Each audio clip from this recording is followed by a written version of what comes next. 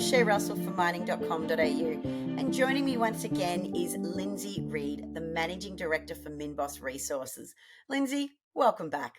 Tell me, obviously, you not being local in Angola and relying on your local team, how did you go about establishing relationships within the Angola government and obviously local businesses as well? Yeah, look, we got the initial local partner that we got. He helped a lot, and then he introduced a couple of other shareholders. So we had 3 local shareholders who helped a lot with those early meetings. Once the project got technical and more process driven, it's fallen a little bit more out of their skill set, but we still lean on them for introductions where we don't know. And of course, the language is Portuguese, not English. So, we've got a few people in our team who speak Portuguese. Our CFO and our project engineer speak Portuguese. Eu falo pouco português agora. So I now speak some Portuguese because I lived there for a year, but really only bar and restaurant Portuguese, no greeting Portuguese, not commercial Portuguese. So, but yeah, it was good to be there. And a lot of our opportunities came because I was there. We have a second project with the Green Ammonia, and that arose because I asked people how I paid my power bill on my house, and they said, no, you don't pay your power bill. The landlord pays the power bill. There's not even a meter. Why? I said, well, the power's so cheap here, nobody worries. Why? We have all these big hydro dams that nobody uses. And you think, okay, can I get some of that to make nitrogen? So then we went and saw the Minister for Energy, and his team, and that's how the Green Ammonia plant came about. Because I was stuck in Angola, we would not have thought about that if I hadn't been there. Yeah, you're great. And what an excellent segue to talk about the Green Ammonia project. Where is that? Well, what do you want to know? Well, what stage is it at? Obviously, you've talked about how it came about and it was a wonderful, happy accident. How far along its, I guess, conception to production journey is it? Well, we haven't done much on it in the last 6 months, but it's actually, the project's proceeded, probably gained about 2 years while we've done that. So that's been really, really good.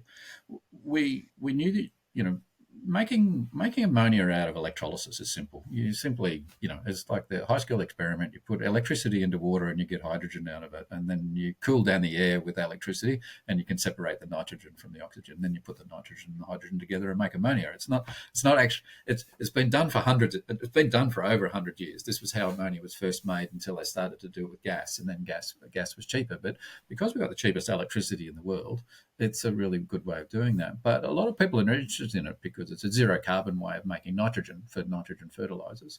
And we've done a collaboration with a group called Talus Ag. And Talus have been doing little modular plants, which are just so perfect for Africa because you don't have to build a big one. You don't need massive foundations. It all arrives. It takes like 6 or 7 weeks to put together, not 2.5 years. And the price of the ammonia that comes out the back end is actually a little bit cheaper than, all that cost than what will come out of a big plant. So those can be rolled out in 12 months. So whereas, that's why we've sort of done nothing in the last, well, not nothing, but because we've been identifying this technology and working through on it and working through with Talus. So while we've been sort of sitting still and not pushing the button on a pre-feasibility study for a big project, we've been talking to Talus, and we've probably chopped a couple of years off the development timeframe for when we could start production.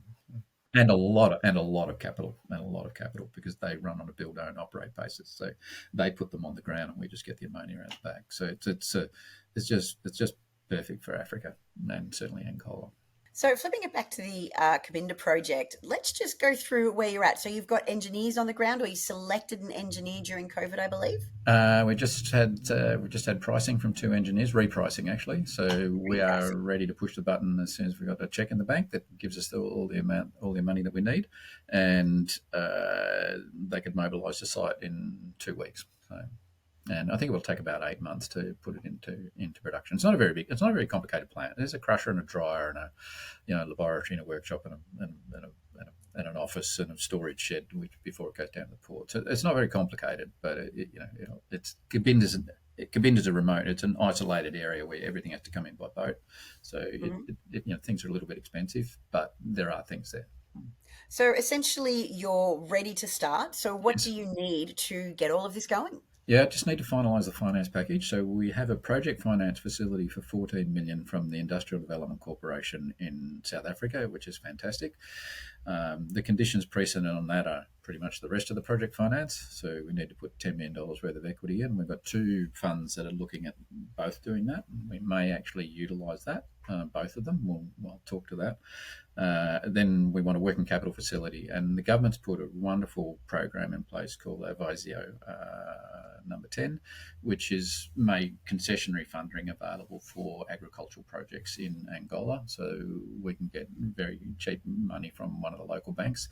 We're aiming for either 10 to 15 million, and a little bit depends on the security guarantee fund in Angola, whether they'll give $10 million worth of security or $15 million worth of security. So we need to spend 24 million to finish building. So the 14 million plus the equity will look after that, and then in the working capital, the $10 million, will be more than capable of looking after the working capital. If we get a little bit extra equity and a little bit extra debt, then we're pretty keen to actually expand the plant, because we can actually double the capacity of the plant for only $4 million, and we're getting export interest already. So that's just a bit of a no-brainer. So everybody thinks we should do that, and all our financiers want us to do that as well. Looks like you're operating by stealth. Things are progressing ahead, even if people don't fully understand what phosphate is. Tell me, let's talk about from the investor angle. Now, obviously, phosphate being one of the more unique minerals that not a lot of investors are familiar with, let's talk about the stage that you're at now and the cycle that you're trying to move into. Okay, so we want to sell into the local market. The local market, simple story. The world uses about 60 kilograms of fertilizer per capita. In Africa, a heavy user might be 30 kilograms per capita. Angola is less than 3. The general rule of thumb is if you want to have food security, you've got to be around 25, because you're taking that much. You're going to starve your soil. Your soil will get hungry if you keep giving nutrients to your food. It's going to need some food itself.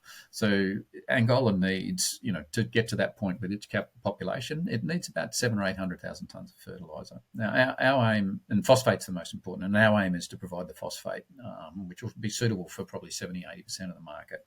And it's just, I always say, if God was to make a phosphate deposit for Angola, the Cabinda one is the one he would have made, and actually looks like he did. So, it's just a perfect match with what they need and what they've got. And we've done 5 years of field trials there now that have proved that, and we now understand why it works so well in Angola and why it's such a perfect match. And just for everybody listening, why is phosphate so important in soils? So no crop can grow without phosphate, and more importantly, phosphate's really important for the establishment of the roots. So if you don't have phosphate as the crop starts, and we've got a beautiful photo on our last presentation that shows two plots next to one another.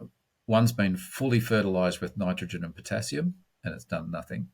And as soon as you add the phosphate, it's 5 foot high corn. So in Angola, it's so deficient in phosphate, you have to provide the phosphate. There'll be the nitrogen and the potassium makes no use. And I draw the analogy with a baby. If a baby doesn't breathe, it's not going to drink and it's not going to eat. So it has to breathe. It has to breathe, otherwise the milk and the food are no use to it. And it's the same in Angola. If you don't give the soil phosphate, the nitrogen and the potassium are no use to it. So they have to fix the phosphate problem first. And we are the answer to most people's phosphate problem in Angola. And just to bring it, I guess, full circle, is you're talking about supplying phosphate into the Angola market. Why is that important? Are they a major agricultural hub and Australia's completely forgotten about that? Angola is not a major agricultural hub, but it was. So 50 years ago, it was a top 10 producer of 4 different commodities and self-sufficient, I think, in every cereal except for wheat. A big producer of bananas, a big producer of coffee, and when we got the project back, Angola was importing 50% of its food. It's got tens of millions of hectares that are unutilised that get close to a metre a year of rain. And just with its political history and economic history, it's just lost all of its skill base and skill set in agriculture in the last 50 years. And so there's just really nobody alive there that has the full set. And so you've got to rebuild the sector and rebuild the industry. And we're sort of really good in that we arrive at the ground floor of that industry as the government's pouring literally hundreds of millions of dollars into projects to actually make them food secure. Lindsay, I have to say, this has been a fantastic chat today. It was nice to finally get you on camera, and thank you so much for being here. Yeah, no problems. It's a really, really important project, and I think our investors we tripped up last year by having a delay on our engineering, but we're in a better position now because we can access export markets as well as the local markets. So we've got a lot of flexibility in our project. Everything's there, ready to go. The returns on the project are just like, you know, the returns on the expansion are like triple digit IRRs. It's just crazy. So it's a good project. And I think once we start constructing and kicking some goals, then everybody will look at it and go, oh wow, yeah, I remember that one. That's why I liked it last year. Lindsay, that sounds great. Thank you so much for being here today. Thank you, Shay. Thanks for having me.